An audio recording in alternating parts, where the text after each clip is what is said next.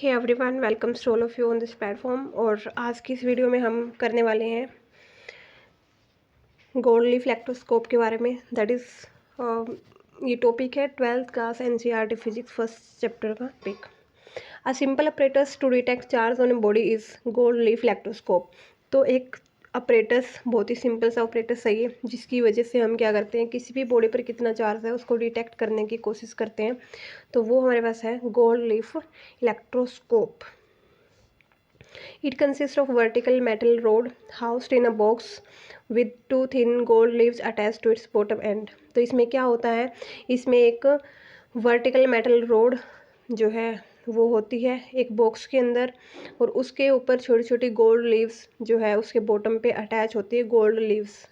ठीक है।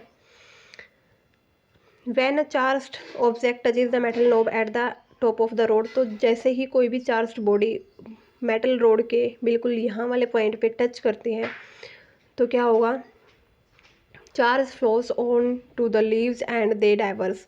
तो जो चार्ज है वो टॉप पार्ट से जो बॉटम पार्ट है या जहाँ पे भी हमने ये स्ट्रिप्स गोल्ड लीव्स जो है अटैच कर रखी है वो उनके ऊपर चार्ज ट्रांसफ़र हो जाएगा और वो डाइवर्स कर जाएंगी।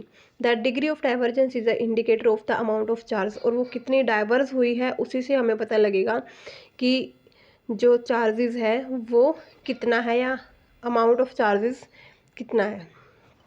तो यहाँ पे दिखाया हुआ है कि जैसे सबसे पहले ये देखिए, यहाँ पे क्या है, एक मेटल रोड है ये, ठीक है।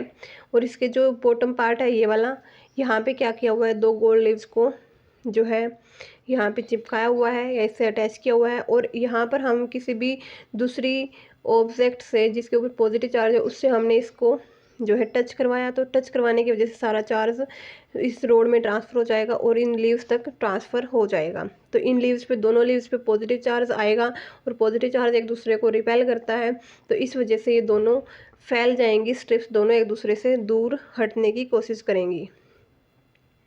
और इसमें देखते हैं अभी ये वाली क्या है, ये पूरे इसको हम मेटल नोब या पूरा जो ऑपरेटस है हमारा उसको हम एक ग्लास के अंदर इसको जो है कवर अप करके रखते हैं। ठीक है। इसमें क्या होता है, एक मेटल की नोब होती है ये मेटल, ये वाली जो ऊपर वाली जो डॉट से आपको दिख रही है सर्कल से शेप की, वो है मेटल नोब। ठीक है। ये मेटल नोब है और मेटल नोब का मतलब जो मेटल रोड है उसका एक सिरा तो बिल्कुल नोब के शेप का बना रखा है और सेकंड सिरा जो है वो बिल्कुल फ्लैट है, और उसी फ्लैट सरफेस से हमने दो गोल्ड फॉइल को अटैच किया हुआ है। ठीक है। ये नीचे हमारे दो जो हमें दिख रही है गोल्ड लीव्स दिख रही है, और यहाँ पे हमने रबड़ लगाया हुआ है ताकि इसमें एयर वगैरह एंटर ना करे। और ये हमारा पूरा जो सिस्टम है, पूरे सिस्टम को हमने ग्लास विंडो के अंदर कवर अप किया हुआ है और बाहर सिर्फ हमें मेटल नोब ही दिख रही है। तो यहाँ पे देखते हैं क्या लिखा हुआ है। Students can make a simple electroscope as follows figure 1.2 भी। तो बच्चे भी इस तरह का जो यहाँ पे दिया हुआ है इस तरह का इलेक्ट्रोस्कोप अपने आप से बना सकते हैं। करना क्या है उन्हें, take a thin aluminium curtain rod with ball ends fitted on hanging the curtain. तो यहाँ पे उन्हें एक एल्यूमिनियम जो है कर्टेन रोड लेनी है जिसका जो बॉल हैंड है वो फिटेड हो उस कर्टेन को हैंग करने के लिए। Cut out a piece of length about 20 centimetre with a ball at one end and flatten the cut end. तो हमें क्या करना है, एक 20 सेंटीमीटर की हमें लेंथ कट करनी है। जो ऊपर वाला सरफेस है उसको बॉल सरफेस यानी कि इस सर्कल से शेप का हमें बनाना है, एंड दूसरे वाले पार्ट को हमें फ्लैटन करना है। Take a large bottle that can hold this rod and cork with which will fit in the opening of the bottle. और अब हमें क्या करना है, हमें एक बॉटल लेनी है जिसके अंदर हम पूरे सिस्टम को ये प्लेस कर सके पूरी रोड को, और यहाँ पे हमें एक जो है एक कॉर्क भी लेना है ताकि हम जो बॉटल की ओपनिंग है उसको हम जो है फिट कर सके उसकी बॉटल की ओपनिंग पे sorry. Make a hole in the cork sufficient to hold the curtain rod snugly. और हमें धीरे से जो है आराम आराम से इसमें एक होल करना है कोर्क के अंदर, सो दैट कि ये जो रोड है पूरी वो अच्छे तरीके से फिट हो जाए। Slide the rod with the hole in the cork with a cut end on the lower side and ball end projecting above the cork. तो हमें क्या करना है, फिर रोड को हमें उस होल में से थोड़ा धीरे से स्लाइड करना है, सो दैट जो कट एंड है वो लोअर साइड पे हो, ये वाला एंड, और जो हमारा बॉल एंड है वो ऊपर हो कोर्क के।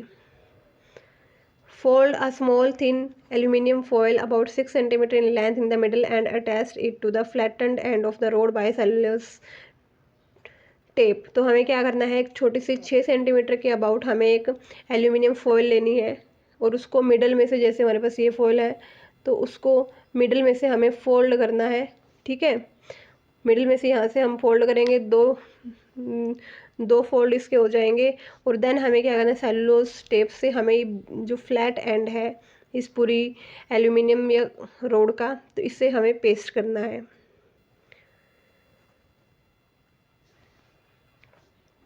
This forms the leaves of your electroscope, और इससे क्या होगा, आपकी जो इलेक्ट्रोस्कोप है उसकी जो लीव्स है, उसकी जो पत्तियां हैं वो बन जाएंगी। Fit the cork in the bottle with about 5 centimetre of the ball end projecting above the cork, और हमें ये कुछ इस तरीके से फिट करना है ताकि 5 सेंटीमीटर की जो रोड है वो इस कॉर्क से बाहर रहे।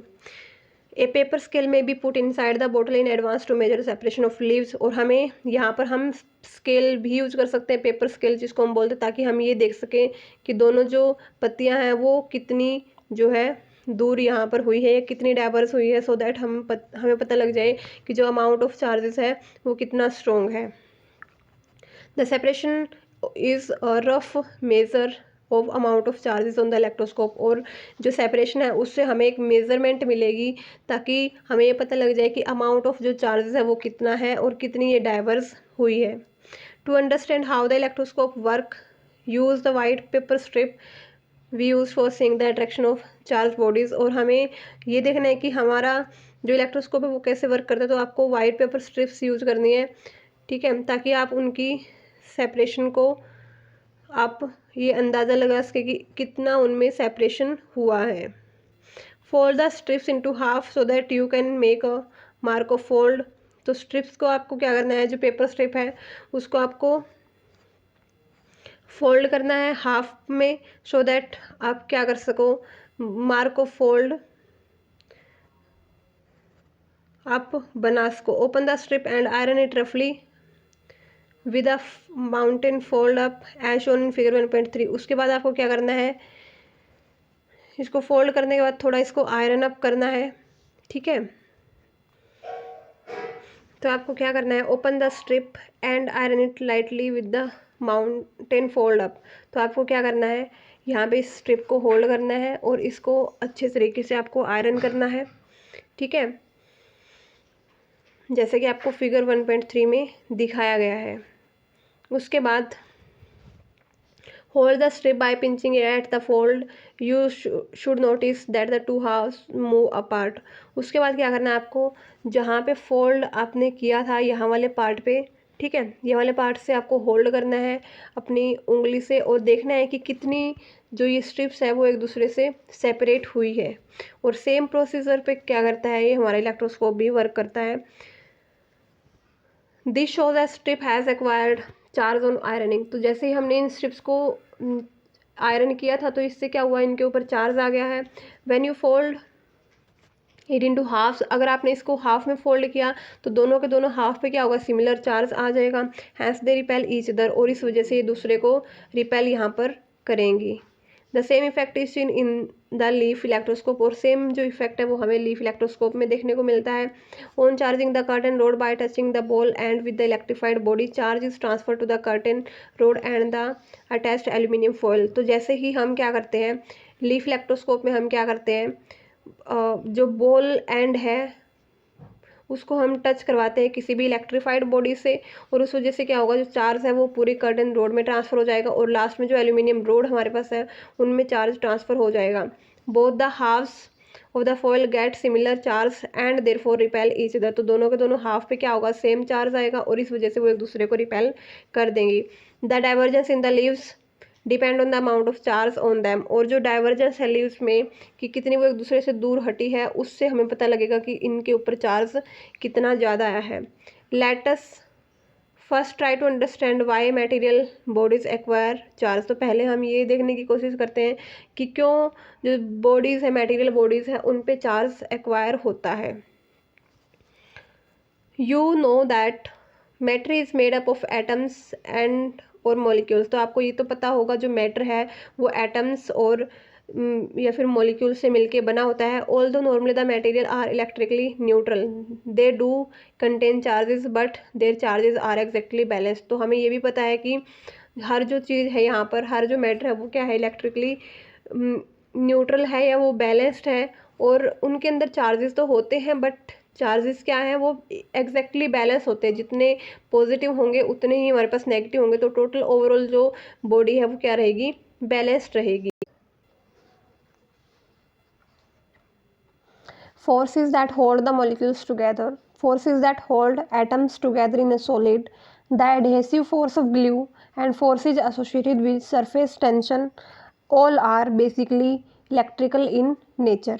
तो अलग अलग तरह की फोर्सेस जैसे कि जो मॉलिक्यूल्स को होल्ड करके रखती है, फोर्सेस जो एटम्स को होल्ड करके रखती है, या फिर एडहेसिव फोर्सेस जो ग्लू की फोर्सेस होती है, उसके अलावा जो सरफेस टेंशन की वजह से जो फोर्स होती है, सारी की सारी फोर्सेस कैसी है, इलेक्ट्रिकल नेचर की है।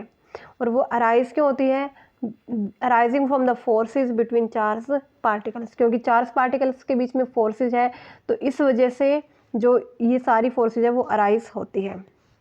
Thus the electrical force is all pervasive and it encompasses almost each and every associated field associated with our life। तो हम बोल सकते हैं कि जो इलेक्ट्रिकल फोर्सेस है वो प्रिवेसिव नेचर की होती है। इट मीन्स कि ये हर पार्ट में एग्जिस्ट करती है, हर जगह ये एग्जिस्ट करती है।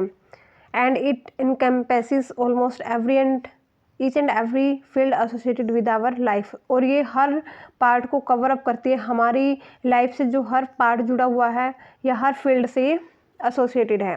It is therefore essential that we learn more about such a force. तो ये बहुत ज़रूरी होता है हमारे लिए ताकि हम इस फोर्स को जो है इसके बारे में और डिटेल से हम स्टडी कर सकें।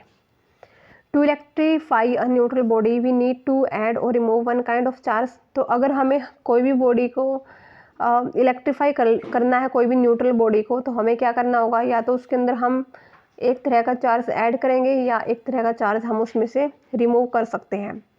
When we say that a body is charged, जब हम ये बोलते हैं कि कोई भी बॉडी चार्ज हो गई है, तो we always refer to this excess charge और डेफिशिएट ऑफ चार्ज। तो हम क्या करते हैं, हम हमेशा ही ये बताने की कोशिश करते हैं कि या तो इसके अंदर कोई चार्ज जो है एक्सेस चार्ज, इसके अंदर कोई चार्ज ऐड हो गया है, या फिर इसमें से कोई चार्ज डेफिशिएट या इसमें कोई चार्ज, किसी चार्ज की कमी हो गई है। In solids some of the electrons being less tightly bound in the atom are the charges which are transferred from one body to another। और सॉलिड्स के केस में क्या होता है, कुछ चार्जेज ऐसे होते हैं, कुछ इलेक्ट्रॉन्स ऐसे होते हैं जो बहुत ही लेस टाइटली बाउंड होते हैं एटम से, और वही चार्जेस क्या होते हैं, ट्रांसफ़र होते हैं एक बॉडी से दूसरी बॉडी के अंदर। A body can thus be charged positively by losing some of its electron. तो एक बॉडी पॉजिटिवली चार्ज कैसे होगी, कैसे उस पर पॉजिटिव चार्ज आएगा, जब वो अपने कुछ इलेक्ट्रॉन्स को रिमूव कर दे। Similarly body can be negatively by gaining electron. तो कोई भी बॉडी नेगेटिवली चार्ज कब होगी, जब उसके अंदर इलेक्ट्रॉन्स आ जाएंगे। When we rub a glass rod with silk some of the electron from the rod are transfer to the silk cloth.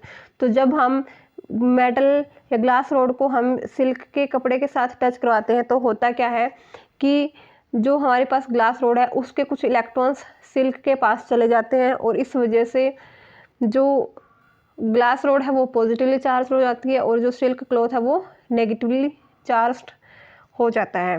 The rod get positively charged and the silk gets negatively charged. No new charge is created in the process of rubbing. और यहाँ पर ये नहीं है कि अगर हम इन दोनों को रब करेंगे तो कोई नया चार्ज यहाँ पर जो है अराइज होगा या क्रिएट होगा।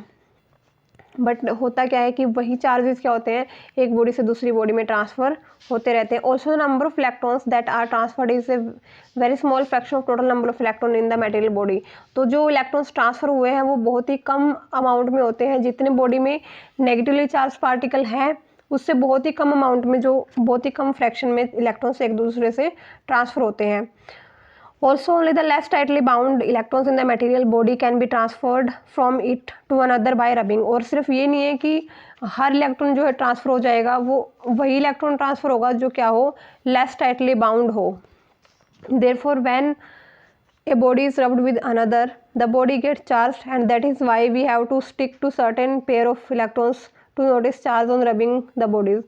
और जो बॉडी, एक बॉडी को अगर हम दूसरी बॉडी के साथ रब करते हैं तो बॉडी पे चार्ज आ जाता है, और इसी वजह से हम क्या करते हैं, कुछ पेयर्स ऑफ मटेरियल को हम स्टिक करवा के देखते हैं ताकि हमें ये पता लग जाए कि रबिंग करने की वजह से जो बॉडी है वो चार्जिंग उस पर हो गई है। तो इस वीडियो में हम इतना ही करेंगे। Thank you.